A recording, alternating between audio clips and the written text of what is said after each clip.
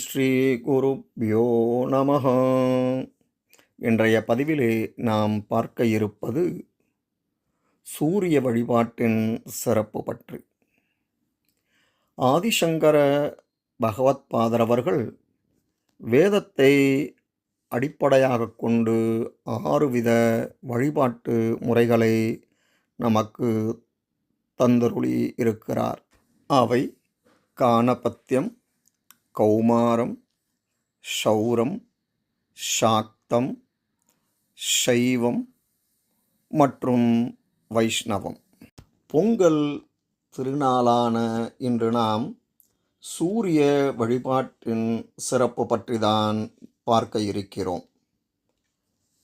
உலகின் எல்லா நாடுகளிலும் சூரிய வழிபாடு இருந்தாலும் நம் பாரத நாட்டில் சூரியனை மட்டும் வழிபடும்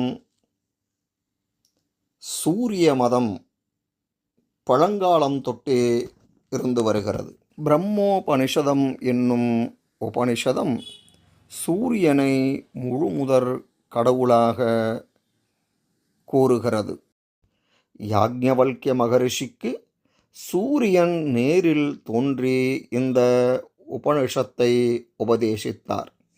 பிற்காலத்தில் சூரிய வழிபாடு நவக்கிரக வழிபாட்டில் இணைந்து விட்டது.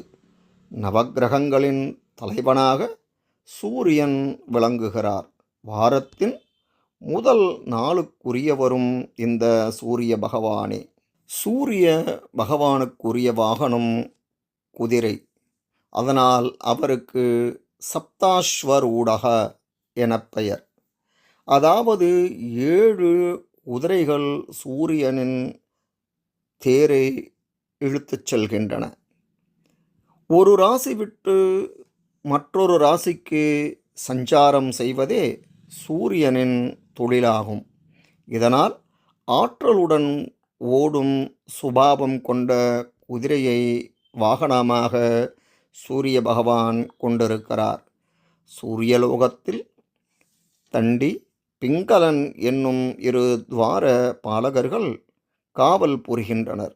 இதில் தண்டியே சூரியனுக்குரிய நித்திய கர்மாக்களை, அதாவது அன்றாட பணிகளை வகுத்து கொடுப்பவராவார். பிங்களன் காலையில் ஒளியையும் மாலையில் இருளையும் பிரித்தளிக்கும் தொழிலை செய்கிறார்.